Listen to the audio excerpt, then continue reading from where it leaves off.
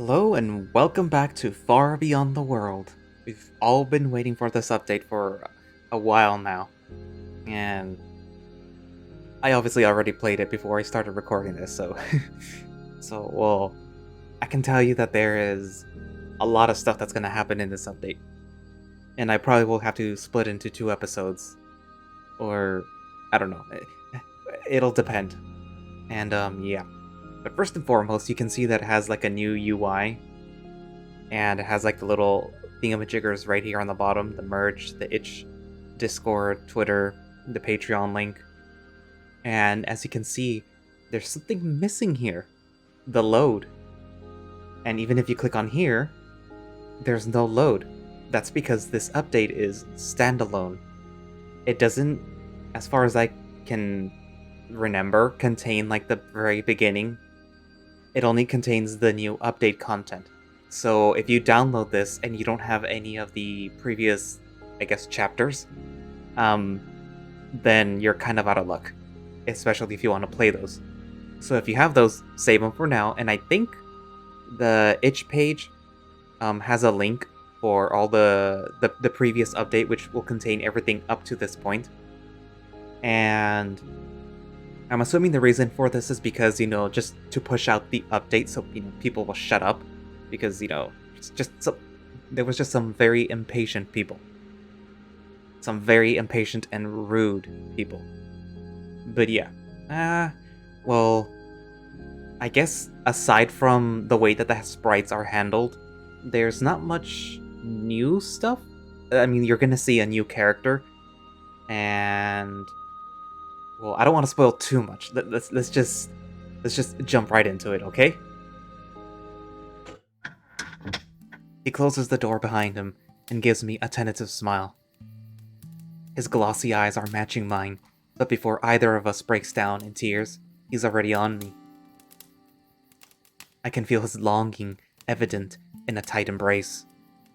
He's holding me as if he was afraid that, should he let go, I would disappear in a puff of smoke. Not that I mind, this is what I wanted all those days, to be held firm and secure in his arms. No one makes me feel as safe as he does. I'm so glad to see you're fine. I worried every day. About me? You were the one out there. Out there, I'm in my element. But you, here. He cuts off, not wanting to vocalize any of his fears. I can sense through his tightening grip that he's been tormented by some straying thoughts. I'm fine, I mutter, trying to reassure him, while he takes idle sniffs of my skin and hair. Your scent has changed, he says in a slightly worried tone. Oh, it's just the soap that Varissa gave me. I try to laugh it off as he presses me deeper into his chest, allowing me to turn to finally take in his smell. I'm back at the meadow again, among the whispering woods surrounded by the scent of the forest. I could stay like this forever. You smelled fine to me before, but if you prefer this, I don't mind either way. I try not to blush at the veiled compliment. It does make sense that as a wolf, he'd rather have me smell of myself than flowers. I could ask for an unscented one if it bothers you, I propose quietly. I just don't want to go back to scrubbing myself with ash. Whatever works for you, I'm just glad that you're alright. He whispers, his hold still in full force, and I begin to worry that it's not really about my scent. Something feels wrong. Are you alright? That's the question. Finally, the wolf chuckles and pulls away, trying to rub away his tears discreetly, masked by the awkward scratching of his muzzle.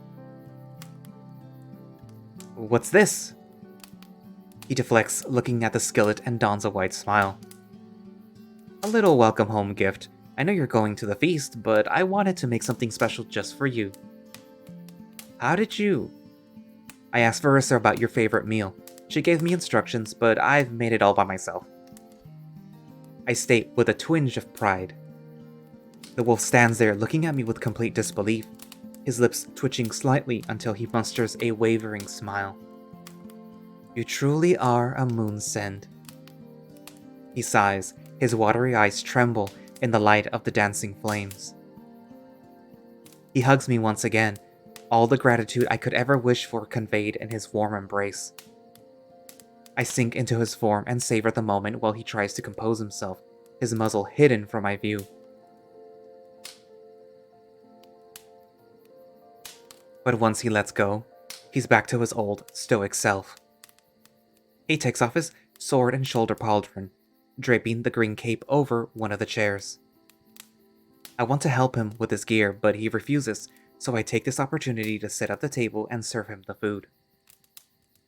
The wolf takes his seat, immediately throwing a confused gaze at me as I heap everything onto his plate. Are you not going to eat? No, this is all just for you. I shake my head with a gentle smile. Well, we can't have that. He mutters in feigned displeasure while cutting energetically into the pork. I was never any good eating while Triss just watched. Ranok impales onto a fork a succulent piece along with an apple slice and nods towards me. Come, have a taste of your hard work. I sigh in amusement and approach, reaching out towards his open paw only to be pulled into his lap while he laughs merrily. Whoop! I blush, feeling as my form sinks into his warm and slightly sweaty body. It's clear he was rushing to get home as fast as he could. Each of his bulging muscles sends a shiver down my spine, and he knows it. But the complete KO comes when he brings the loaded fork towards my lips. I part them shyly and accept the food, hearing as his tail thumps intensify. Being fed like that, in his arms, my heart speeds up and I don't want this moment to end. Good, right? He murmurs as I chew slowly. The meal's indeed delicious, but I can't focus on it, as I feel something expand beneath my buttocks. Yes. Should I set a portion aside then? The wolf smirks toothily, and I don't know how much more of it I can take. No! I jump off to Ranok's surprise, almost as if burnt, but before he takes it the wrong way, I simply give him a taunting smile and ruffle his fur. As I said, those are all for you. I will have my fill at the feast. Very well, then. He chuckles and slaps my butt playfully. Skedaddle. Oof. I yelp, instinctively running back to my seat like a flustered waitress, much to his delight. When I am seated again, I glance at the barrel with an awkward expression. I would have served us some ale, but I don't know how to open the damn thing. It's not that hard. The wolf speaks between the bites, getting up to his feet. I watch as he approaches the cupboard and retrieves a wooden hammer and a wedge, swallowing with a satisfied sigh. I see there's at least a gallon of moonshine here as well. You're settling into our little charade. It was the least I could do. It's more than I could ever ask of you. He replies, walking up to the barrel and placing the wedge at the rim of the lid. Good thing I don't have to ask then. With one swift stroke of the hammer, he frees the cap, which rotates on its axle, splaying some ale around and causing us both to laugh. Damn. I'm still easily amazed by his rustic way of life. I want to rush in and grab the tankards from the shelf, but Ranok takes hold of my wrist and hoists me up like a rag doll. What the? The room swirls and he plops me down into a chair. You've done enough, pup. At least let me serve us drink. He snickers and I roll my eyes in amusement, resting my elbow on the table to prop my chin up. I watch as his tail wags happier and happier with each tankard filled. He brings them over and I grab my share, taking a quick sip followed by a rather thirsty gulp.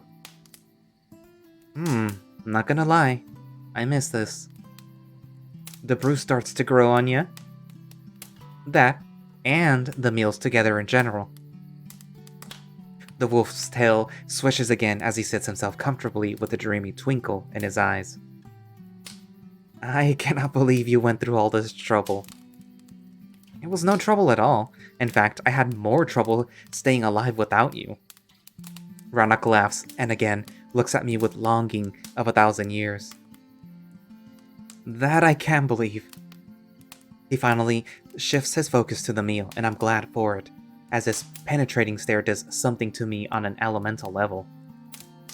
I feel butterflies and my heart tremors each time our gaze meets. I bet he can sense that, but thankfully he doesn't dwell on it and takes another big bite.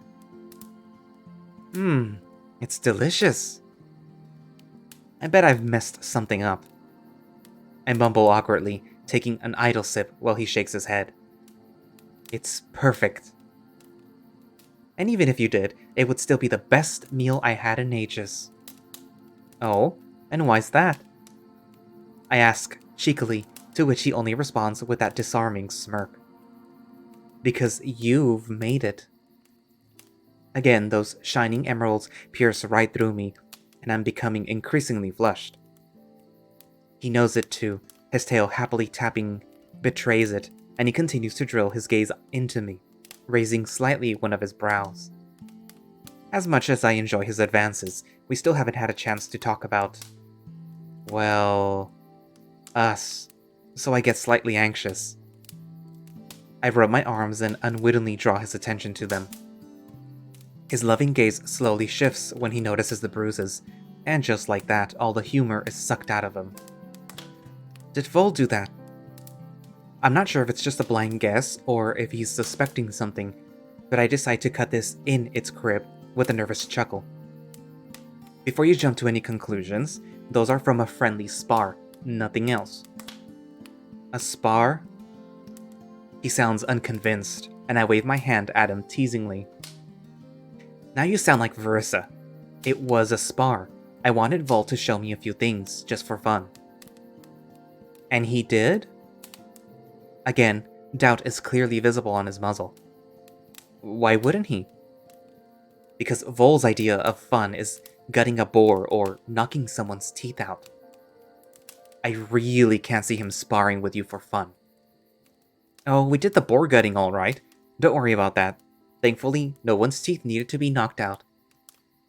I laugh, masking my anxiety behind another sip, and it seems I threw him off. So, you worked at the butchery?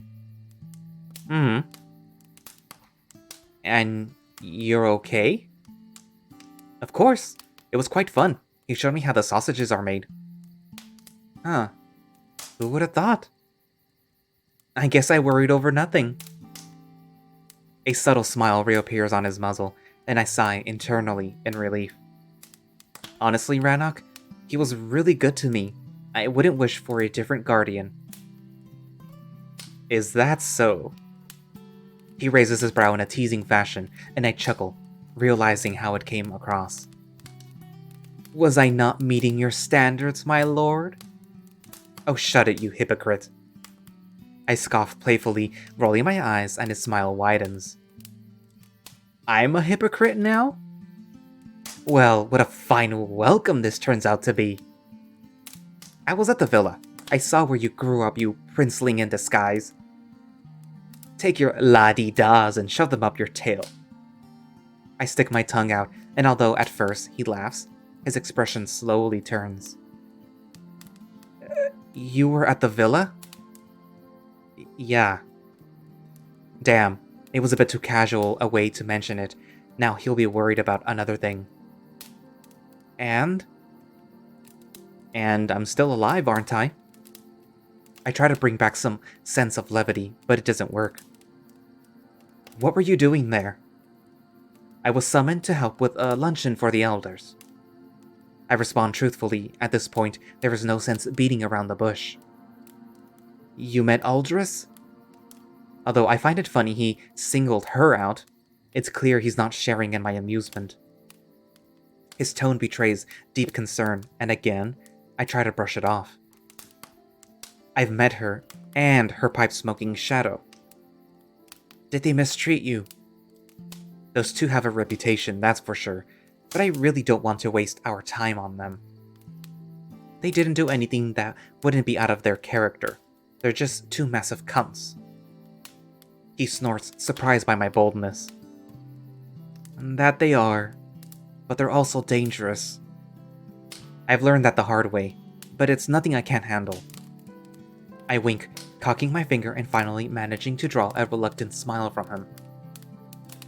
When you said your father and the elders didn't get along, you weren't fucking kidding. I know, right? Talk about an understatement of the century. Ranok laughs merrily and eases up, simply digging back into his meal. He must have been starving, or in an unlikely event I managed to cook it properly, he simply enjoys the meal because he devours it in quick chomps. I allowed him to focus on the food for a bit, especially since his tail taps the chair again in a lively rhythm. Seeing he finally lines up, I decide to switch the topic to something more casual. Did you get the furniture from the villa when you moved out? What? No! He protests in an oddly stern fashion, swallowing heavily a mouthful. It looks pretty similar. I made all of this myself. Wait, you did? I blink in astonishment, casting my gaze around the room. Yeah, why so surprised? I've crafted all the furniture with my very own paws. Ranok mutters, taking a long sip to wash the food down. Sure, father helped me out a bit, and I use the villa furniture as models, but this here is all new. He shrugs, patting the tabletop with pride. Damn, is there anything he can't do? And, just as if reading my mind, the wolf continues. The only thing I had to buy were the things I couldn't make myself. Like the candelabras, hinges, nails, and other metal items. I'm not a smith, you know. Apparently there are, still a far cry from my ineptitude. But everything I bought was paid for with my hard work. Okay, I believe you. I laugh, raising my hands in surrender. You really do make a show of how self-made you are. Well, I have to. He shrugs again, cutting into one of the last remaining pieces of meat. I don't want other wolves to think I'm a spoiled brat resting on my father's laurels. Literally. I tease, mimicking the sheaf's wreath with my hands. But trust me, you're far from it. Everyone can see how independent you are. He smiles, hungrily swallowing the last bit of pork and lifting the plate up. To my surprise, he starts licking it in long, slow laps of his tongue, releasing satisfied groans in between. I blush, both at the compliment of a plate licked clean, but also at the sight of his tongue in action, and his rather provocative moans. This time around, I'm the one getting aroused at the table. I try to look away, allowing him to finish in peace. Once he's done, he puts the plate down and gives me a tender smile. Thank you. This was unexpected. And much needed. Ranok adds softly, placing his paw on top of my hand, and I interlay it with my other one. You're welcome. He blushes slightly at that gesture and retracts his paw, clearing his throat nervously. He grabs his tankard as an excuse and nods towards it. I take hold of my mug and we clank them merrily, taking a deep gulp. The wolf reclines and looks towards the darkening sky outside. Despite being in an obviously good mood, he frowns again. I'm sorry you had to endure Aldris and Dran on your own. I wish I were there to protect you. I think it's a good thing I was on my own. You and me in one room with those abusive assholes, we'd be discovered in a blink of an eye. I snort, and he smirks, looking at me coyly. Heh, I guess. You've changed quite a bit over the course of a week. You're more confident. I like it. He nods with satisfaction and takes a sip of ale. I guess this new reality is finally sinking in. Plus, I had to rely on myself a little bit more. I specifically asked Vol to take care of you. The wolf mutters, betraying a hint of disappointment, which I won't allow to linger. And he did, but he also made me more self-reliant without any coddling. Coddling? He nearly spits his brew as he chokes on my remark. Now you definitely sound like Vol. He's not wrong, though. I appreciate everything you do for me, I really do. I appreciate the cuddles, and even an occasional coddle. I chuckle, causing his muzzle to brighten. But it does feel good to be able to stand on my own every once in a while. At first, his green eyes lock on me with surprise, but then a spark of pride glimmers inside of them as he gives an approving smile. Heh, I left a small, trembling boy and returned to find a confident young man. Seems the time apart did us both some good. I'll drink to that. I feign a toast and we clink the tankards once again. Speaking of time apart, I mutter reluctantly as he takes a sip. Did you arrive at a conclusion? Regarding us? My skin gets hotter and hotter as I realize how awkward it sounds.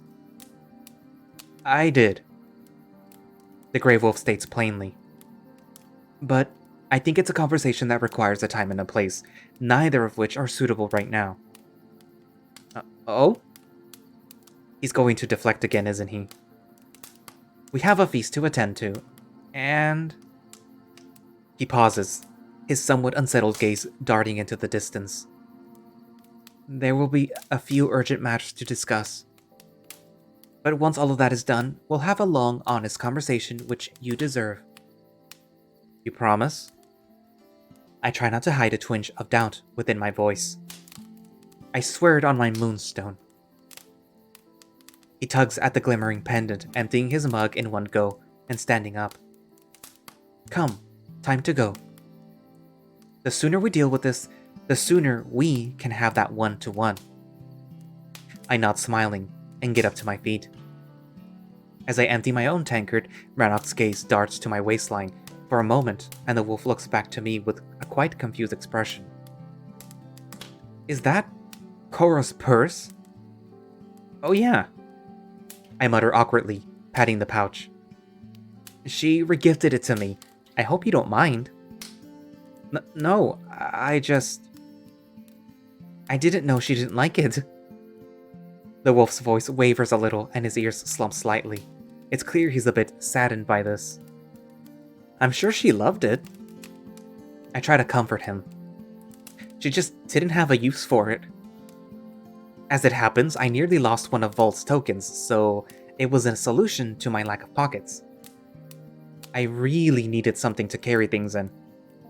I laugh awkwardly, and it seems that I managed to distract him. However, he quickly shakes his head in bewilderment. Wait, one of Vol's... what? Here, I'll show you. I take out the Black Wolf's coin from the purse and walk towards the cupboard and retrieve the other one. I actually got one of yours, too. I pass both tokens to him, and Ranok inspects them in disbelief. How did you... It's been a long week. Apparently so. He exhales in amazement, causing me to smile with pride. I want you to have them. What? No. The wolf protests, shaking his head. I could not accept them. Why not? If you've earned them, then they're yours, both of them. He states plainly, and I just scoff in amusement. True, but I can give them to you. And I can refuse to accept, can't I? The wolf smirks playfully, and I'm getting slightly confused. He notices that and sighs, placing upon my shoulder and looking deep into my eyes with a proud smile on his muzzle. I appreciate the gesture, I do. You have no idea how happy it makes me to see you flourish like this. You almost sound surprised. I tease, and he nods in equal jest. In a good sense, but I am. It's good to see you stand on your own feet, and that is why I don't want to take away the fruits of your labor. Hold on to them. They may yet come in handy. I guess I see his point of view, so I smile at him with gratitude and deposit the coins into my new purse. As I close it, I run my fingers along the Celtic knot motif and look to the wolf. At the villa, I saw the same pattern on the banners inside the main hall. Is that your people's crest? Yes, why do you ask? The wolf responds, fastening his pauldron and cloak. It just caught my attention is all. Is there any significance behind it? It's the symbol of Turnin. It represents the infinite crossroads. He states as if it were obvious, and I raise my brows at him for an elaboration. What do you mean? It's a mythical meeting place where countless paths intersect and worlds come together. Huh. I muse, an odd, comforting smile stretching involuntarily across my face. What? It kind of makes sense, doesn't it? Where else would have our paths crossed, if not here? At first he blinks, but then the wolf smiles back at me. One of the reasons why I knew we were meant to meet. I see the dandelion served you well. He nods towards my pin as he finally secures his massive sword. More than you can possibly imagine. It saw better days, though. I guess it's time to part with it. Ranok now nods towards the fire, and I frown at the suggestion. Wouldn't look good for you to go out there with a wilted weed on your shoulder. True. I concede reluctantly and remove it from its rightful place. Despite the flower being quite disheveled, I regard it with deep sentiment, and the wolf notices it. Don't worry. From now on, I will get you a new one every day for as long as they'll be in bloom. Let's not resort to dandelion genocide. I chuckle, appreciating his gesture. One every few days should suffice. As my lord wishes. He bows teasingly and I smile. I toss the flower into the hearth, watching as it instantly evaporates into the fire. Come. His paw invites me towards the door while he douses the flames with water. We step outside into the pleasantly tepid evening, and I jump merrily over the uneven step as the wolf closes the door behind us. I see you've caught on. He smiles with satisfaction at my antics. Did you trip over it? Not since the first time we went out. I reply with pride. I've seen Triss stumble, though. It was pretty amusing. I was thinking about replacing the lower step. He admits as he's carefully bypassing it. No, leave it. I shake my head merrily. It gives your house character. You just enjoy watching people trip on it, don't you? Maybe. I shrug teasingly while the wolf takes a knee near one of the bushes. When he gets back up, I'm presented with a freshly picked dandelion.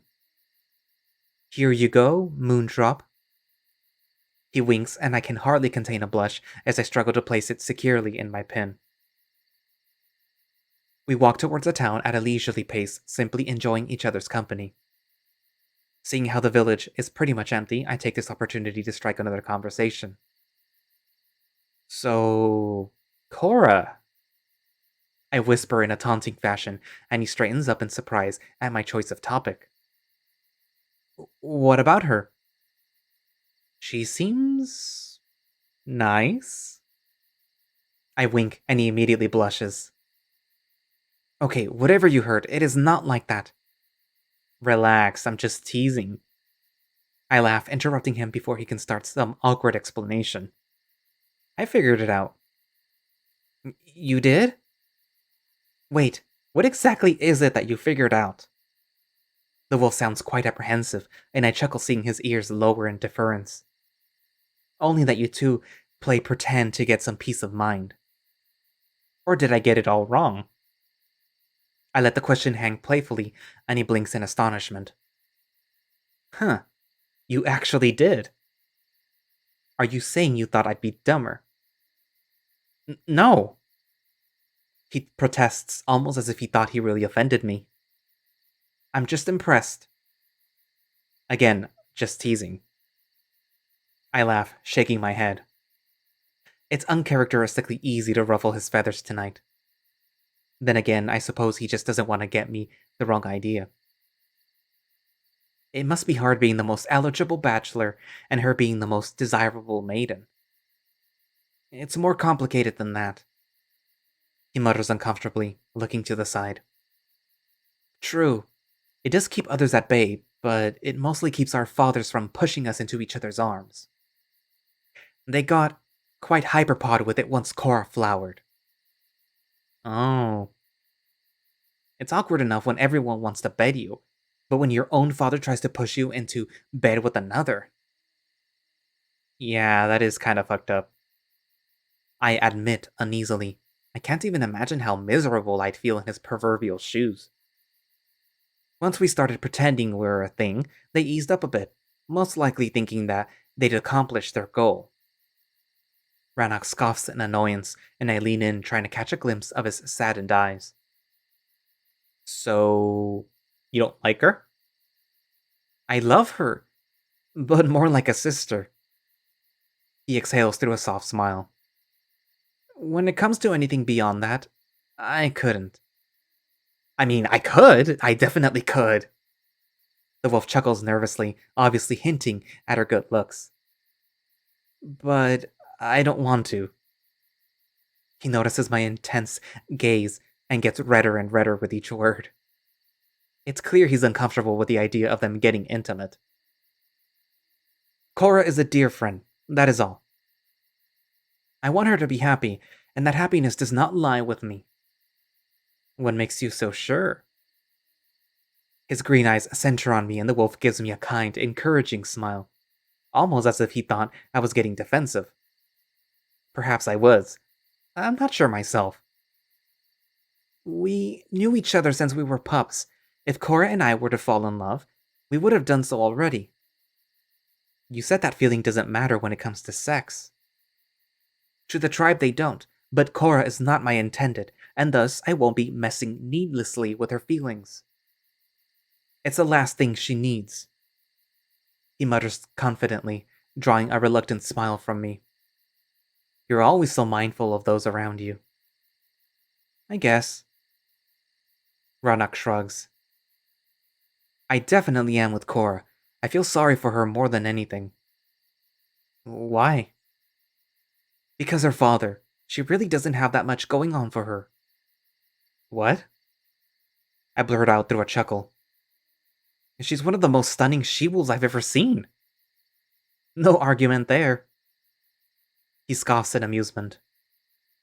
But looks aren't everything, not in the tribe. The wolf shakes his head with a worried expression.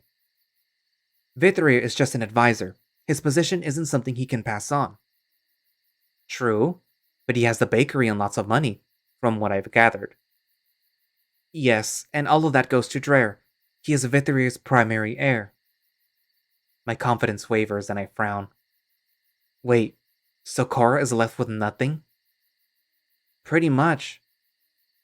The wolf shrugs again.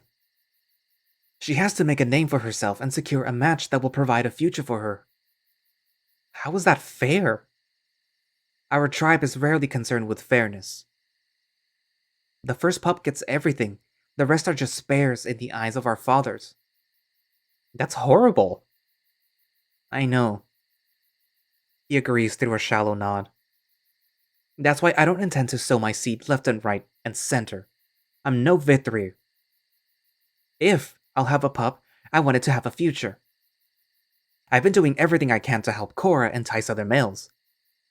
Dating a future chief makes one quite desirable.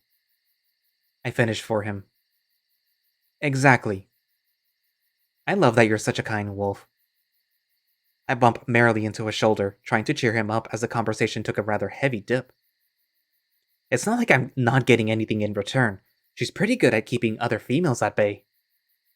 Before we started this charade, it was getting quite frustrating at the feasts, different females draping themselves over me. Oh, the horror! I tease, mimicking the expression from The Scream by Bunch. His lips flicker slightly, their edge curving up in a subtle smile. I mean, I do like females, but I'm not into harlots. I'm a hunter, he states with pride, giving me one of his challenging looks. I like prey that's hard to get. Oh yes, I muse playfully. I put up quite a fight swooning over you, didn't I? I do not give up in my quest to cheer him up, and finally, he lets out a chuckle. Swooning and being desperate are two different things. Besides, I like your swooning. The wolf murmurs, leaning into my ear and taking a surprised nibble at the lobe, sending a shiver shooting down my entire body. There, you did it again. Swoon for me, Moondrop. My heart speeds up, and I stop in my tracks while the wolf continues on, paying me no mind. As I stand there struggling to contain my embarrassment, I see his tail taking a wide, satisfied swing from side to side. I smile, touching my ear where his fang nipped at it, and take a moment to savor the first time he actually made a conscious move. It felt nice and sensual. I can't believe I'm getting worked up by it. I take a deep breath to cleanse myself of all of my pent-up energy and rush to catch up, matching his now brisker pace. Once we arrive at the clearing, I immediately focus on the bonfire. The scent of burnt wood accompanied by soothing crackling became such a permanent fixture of my life here. I stare with joy as the flames twist and flicker, constantly shifting form. This place always invokes such a homey feeling inside of me. Despite the grounds being quite lively, I can see that the central table remains mostly empty. There's only Vol, Tano, and what appears at first glance to be a bulky male almost as big as Vol himself. But when the male walks up to chat with the black wolf, to my surprise, he turns out to be a she, and she's pretty well endowed. Once we arrive at the table, we're immediately intercepted by her, and I assume that's Regara. To say she's imposing would be an understatement. I'm sorry, who is this, and why do I have a sudden urge to squeeze them into my bosom? Not gonna lie, that looks like quite a comfortable proposition. Who am I kidding? I know who the fucker is. You wouldn't shut up about him. The she-wolf laughs and she looks at me with amusement. Let me see. She grabs my face in that now familiar farmer inspecting his livestock fashion. He's quite cute, in a feeble, fragile sort of way. The female snickers, but her attention immediately drifts towards my collar, and she pokes at it with her claw. Ah, but what's this? What a shameful display! Shoddy craftsmanship! My father's eyes are not what they used to be. Were you really in such a hurry that you couldn't wait for my return? She looks to Ranok, and the male shrugs awkwardly at the question. I mean, it's good enough. Good enough? Regara scoffs. This is your emblem we're talking about, not fucking hinges. I'll get a new one made straight away. Ranok's clearly troubled by the suggestions, and his worried gaze ventures to me. I bring my hand discreetly towards the collar in a protective manner to make him aware that I don't want a thing changed. No need, really. He insists on my behalf. This one's perfectly fine. You sure? She seems a bit confused, giving me and the collar another look. Well, damn shame. I would have loved to work on something intricate like that. But I guess you're right. I mean, he's just a ward after all.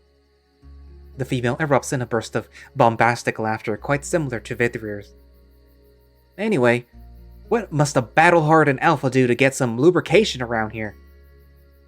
She casts her eyes over to the table, causing Vol to get up with a clay bottle in one paw and a spare cup in the other. He pops the cork with his teeth, pouring clear moonshine right into the goblet and passing it to her. Ah, cheers, handsome! Regara clinks the cup against the neck of the bottle. I needed something stronger than that weak piss. She downs the contents in one go and sticks the goblet right back under Vol's nose. Whoa, now that got some fire back into my veins. Give us another one, you beautiful beast, you.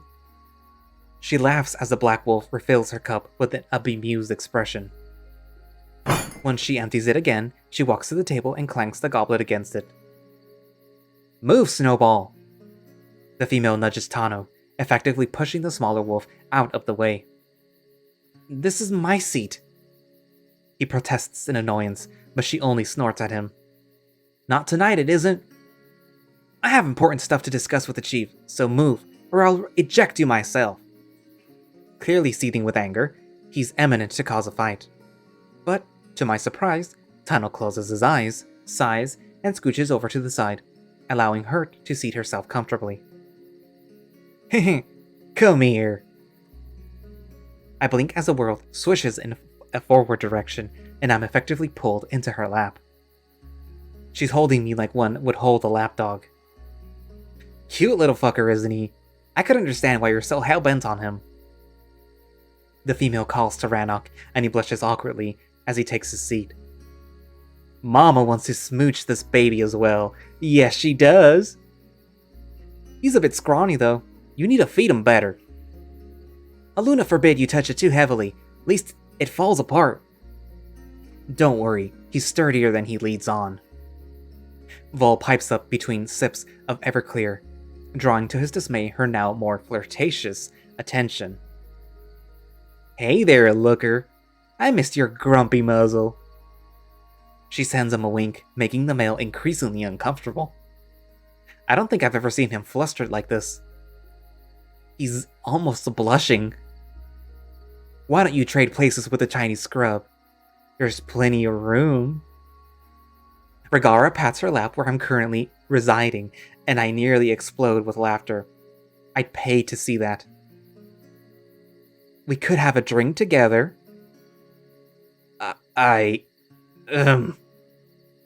He stutters and clears his throat nervously. I'm fine. The piglet can be your drinking companion. Piglet, eh? She looks at me with a toothy grin, pinching at my cheeks. Now that's a fitting name for a ward if I've ever heard one. But I doubt he could hold his pace. How much can a little tick like him drink? You'd be surprised. Ticks drink quite a lot if given a chance. The female gives me a curious glance and smiles. Well, I'll gladly witness that. Before the banter can continue, I notice the chief and Vithrir approaching from behind one of the screens. I guess they took another walk to smoke their leaf. I wonder if it's some form of weed or just regular tobacco. Finally, we've been waiting for you to grace us with your presence. The old male grumbles, looking at Ranok with displeasure. I had to go home and check in on Kaelin. Who's Kaelin? The chief blinks only to quickly center on me.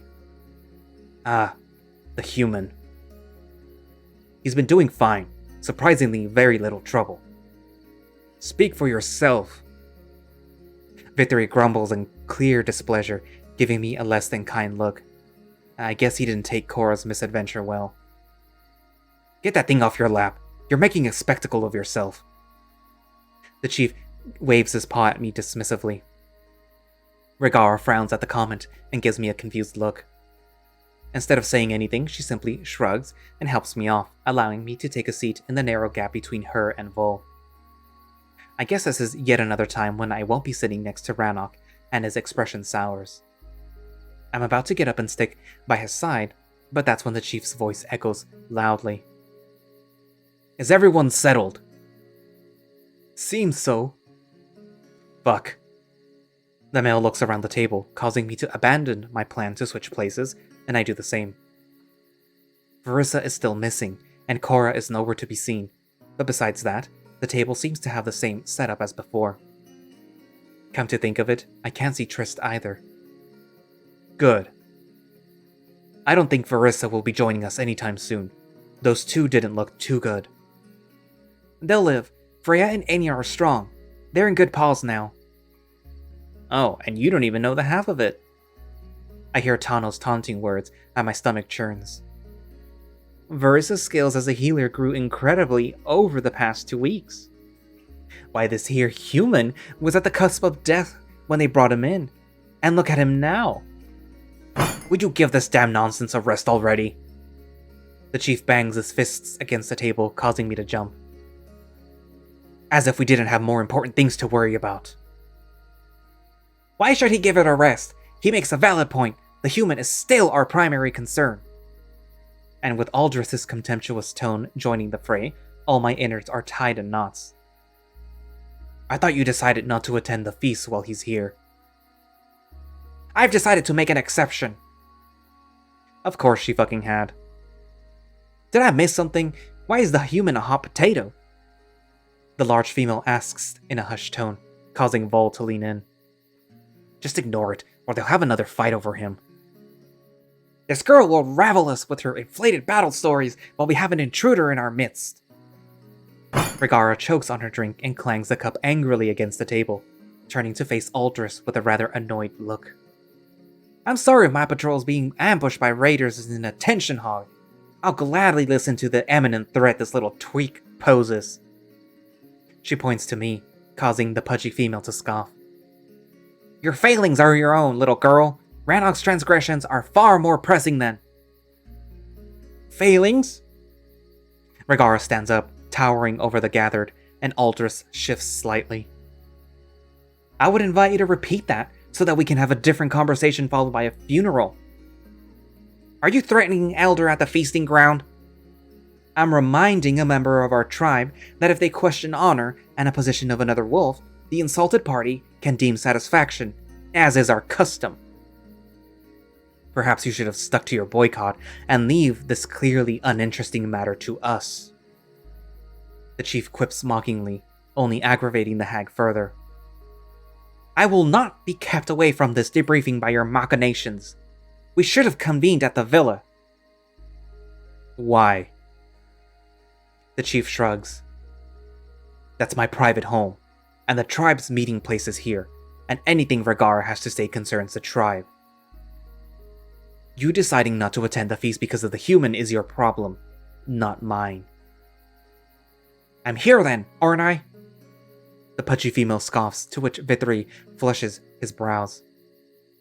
Unfortunately. Very well then, I'll have them set up the elder's table. With a single paw wave, the chief gestures towards the bunnies, who nod in affirmation, but before they can take a single step, the annoying screeching continues. No, I won't be sitting far away from earshot. Well, I'm afraid there's simply no space here.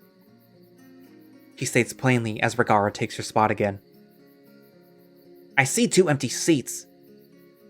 This one's of Harissa's, should she join us between her duties at the dinner vigil.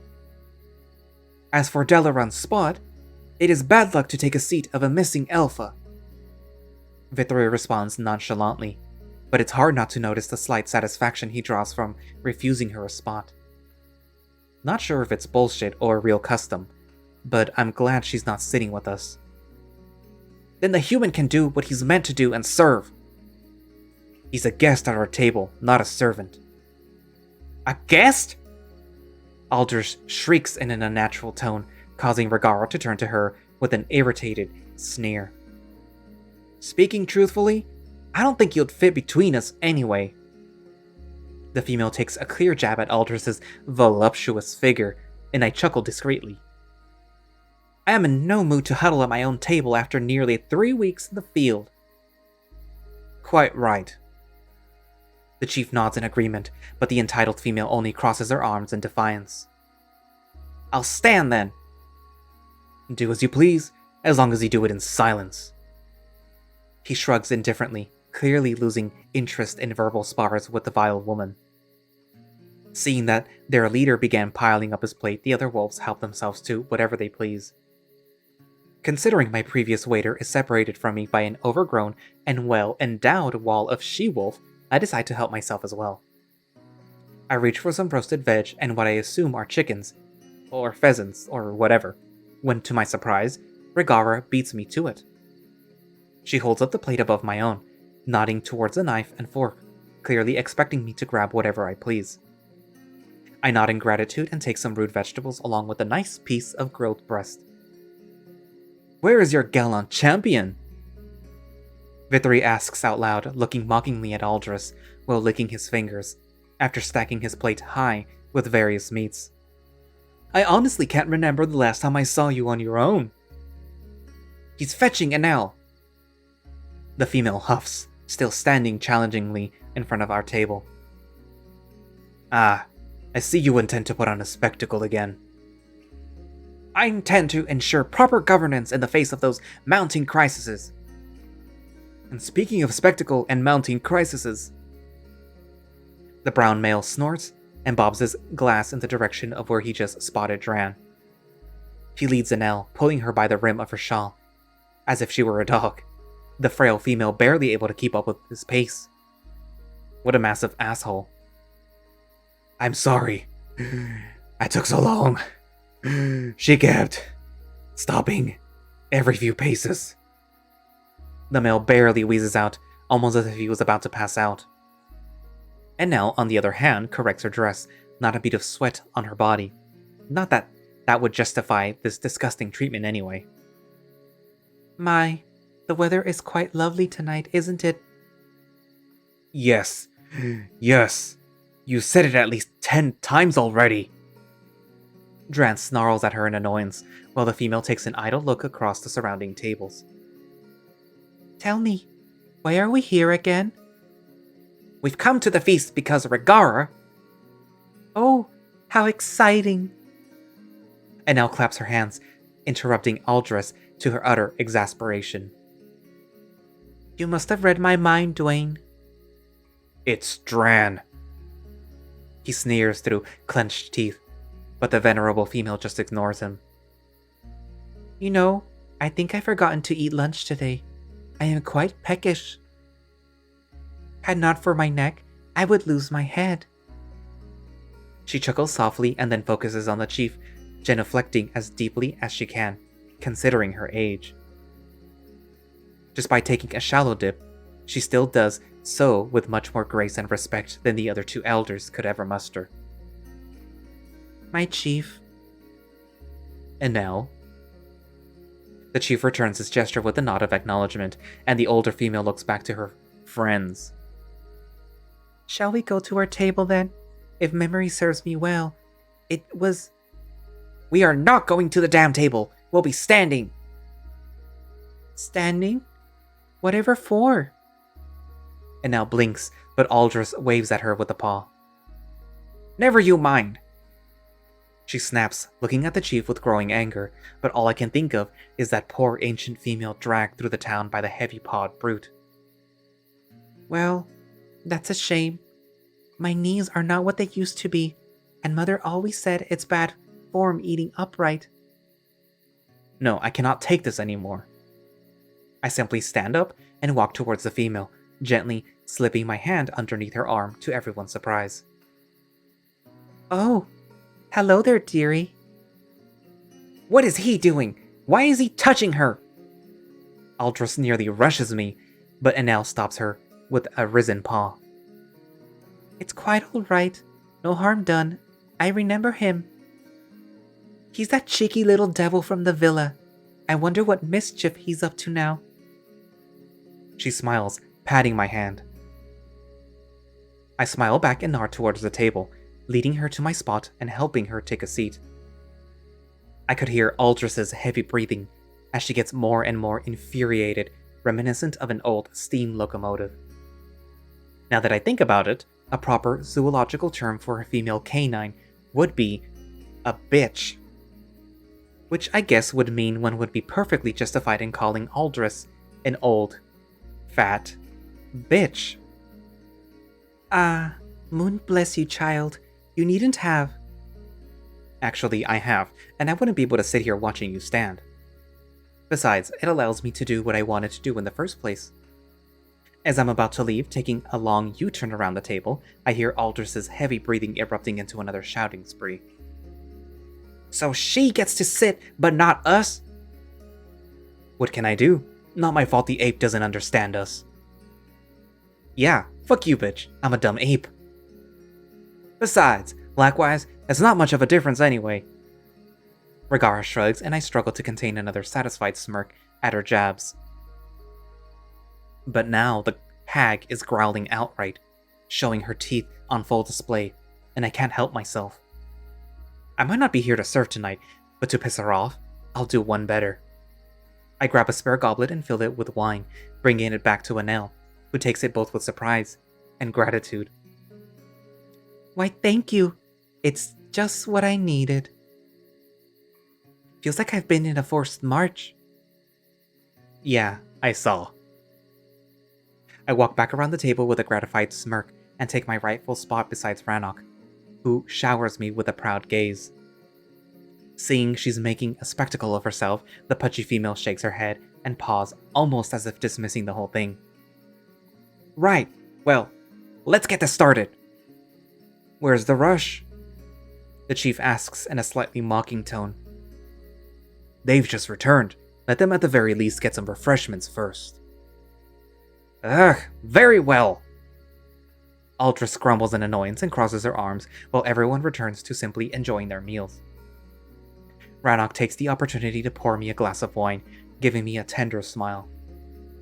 Since I left my previous plate on the other side, he motions to the array of meals in front of us and I simply nod towards some roasted potatoes and ham. The wolf sets a generous portion, drowning it all in a handsome amount of gravy, and I cannot help but lick my lips in anticipation. As he sets the plate in front of me, the chief leans in, looking at us in confusion. Why were you serving him? Regara said he looks too scrawny. Ranok shrugs and I nearly choke on my wine. That he does. The female nods, raising her cup towards mine, and I do the same. He's been eating little ever since I found him.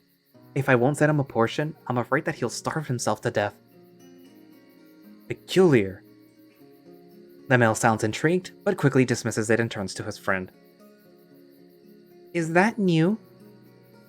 And now pokes the overgrown female on the arm, pointing to a clearly visible fresh wound. I'm sure it wasn't there the last time we saw each other. Yep, a memento of my very first battle. Regara pumps up her chest, responding with pride in her voice. You'll learn to cherish it. The elder female nods, grabbing the rim of her shawl and dress, pulling them down over her arm to reveal the upper chest. Here's my very own, an arrow, wedged itself right into my shoulder blade. She points to a faded spot just beneath her collarbone. I'm no surgeon, but that one seems too close to the heart for comfort, but Enel seems happy with it. I'd show you my last one, but... She frowns teasingly, leaning in and whispering in a hushed tone.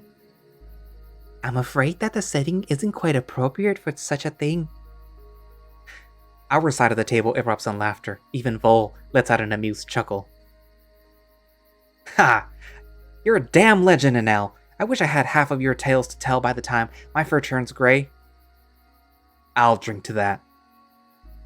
The black male raises his cup, and we all make a toast in honor of the female. My, she must have been quite a character in her youth. Once we all take a sip, she smiles at us with a slight pity. I wouldn't wish my life upon any of you, but I fear you will all get your fair share of misadventure soon enough. Her voice is quite somber and puts a damper on the jovial atmosphere. The wolves exchange confused glances, but the older female has already moved on. She turns back on her standing friends and speaks up. Val, dearie, why don't you take a seat? This must be murder on your ankles. I'm Aldris! The pudgy female growls in annoyance, and I can hardly contain a snicker at those misnaming antics. Oh, indeed. Forgive me. And now shakes her head absent-mindedly and looks to the chief. Should we get the wards to fetch them some stools at least? The male nods at the suggestion and signals Triss, scrambling between the far-off tables. I'm glad to finally see him as he rushes behind the screen, and I try to give him an encouraging smile, but I think he's too busy to notice. He eventually returns with Leaf at his side, both bringing a small stool each for the old wolves to sit on. They're not exactly quite right, though, almost as if they were meant for pups, and considering the pavilion is built for a platform, the seated elders now look comically low in comparison. Aldris and Tran feel like kids sent to the principal's office, and the humor isn't lost on the chief, who immediately erupts in laughter. Ha! You almost look like you've been put on trial. You sure you wouldn't be more comfortable at your own table? You would love that, wouldn't you? The pudgy female sneers, rubbing her butt all over the stool to get more comfortable. Not really. You two are completely indifferent to me, if I'm to be honest. I just think you make yourselves look like fools. You always thought yourself to be witty, but you show for everyone to see the insult you inflict upon us. She replies in a risen voice, as to draw the attention of the nearby wolves, then pointing towards Anel. Why is it that she gets to sit at the table while we're treated? Again, I did not offer her a seat. Your quarrel is with the human, not me. The chief shrugs while the tiny female looks around with worry and attempts to get up. I'm happy to give it up if it's of any trouble. No, love, just stay where you are. Regara puts upon her shoulder, pushing Enel back into her seat. This is the Alpha's table. Victory joins in with an indifferent tone. Technically speaking, Enel was an alpha, unlike the two of you. 23 years and 89 days. The best time of my life. She nods with a smile, proudly recounting her tenure with said title. But while we may admire her accomplishments, the other two seem to take issue. Of course you've always valued brute force over reason. Are they ever gonna shut up? Regara whispers towards Vol, who only snorts in amusement, looking at Nell with a risen brow. I don't understand how you've managed all those years. It's getting quite loud here, isn't it? She muses again, falling into her senile wolf act. I've been in 2 sieges in my lifetime. The female shrugs, pushing a glass towards the center of the table, clearly asking someone to refill her cup. Since this time she's away from my reach, it falls to Vol to do the honors. The siege weapons could do your head in. The countless rustle of chains and clanking of wood followed by the thundering impact of stone against the ramparts. We listen to her carefully as Vol fills her cup, and the other 2 elders continue their quibble with the chief. But eventually, it all blends into a buzz at the back of your mind. If you can survive that, all ruckus just becomes a backdrop. Did she just call them background noise? Come to think of it, when you have better things to do, they do fade into the surrounding perfectly. Almost like the crackling of the flames, once you're used to it being there, it's barely noticeable. Are we going to start this hearing eventually, or is your intention to delay this until the morning? On the contrary, I don't want to hold you here a minute longer than necessary. Just wanted them to have a moment's respite. He looks towards both Ranok and Regara. You two feel refreshed? Both wolves nod, and the chief waves his paw towards the towering female. In your own time, then, recount exactly what transpired out there. Regara bows respectfully and stands up. She clears her throat and nods towards Vol to refill her glass. Once the black wolf obliges, she hastily empties the goblet and gestures for another round. This time, she keeps the filled cup in her paw, most likely to wet her lips, as her story continues. When she's about to open her muzzle, dead silence falls over the grounds, and every wolf leans in to better hear. And that's where I'm going to leave it for today. So, yeah, we got our wolf back, and originally we thought things were going to be good. You know, he was going to arrive with both of his packs, but apparently one of them is missing, and the pack that belongs to Dalaran. But Regara's pack was able to be saved, even though they seem to be a little bit worse for wear, apparently. Well, she's about to recount her story. Unfortunately, you guys have to wait until the next episode to hear it. But at least you got to have a nice little dinner with Ranok and see how, how he is, and then see how excited he is to see you again.